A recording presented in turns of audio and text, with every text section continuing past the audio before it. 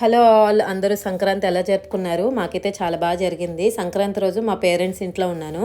సంక్రాంతి రోజు ఫస్ట్ అయితే ఉదయాన్నే పంతులు గారు రావడంతో మా డే స్టార్ట్ అవుతుంది. పంతులు గారికి కాళ్ళు కడిగి ఆచమనం చేసి మన పెద్దలు పేరెంటాల పేరు మీద మా నాన్నగారు అయితే భోజీలు దానం చేస్తారు.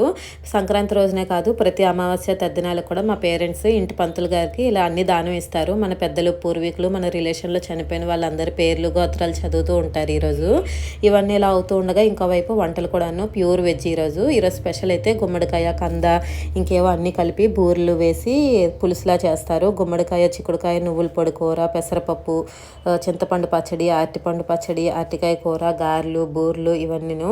మీరేం వండుకుంటారో నాకు కామెంట్ చేయండి. ఇలా వండిన వంటలన్నీ ఆకులు వేసి వీటిని మడపళ్ళు అంటాం.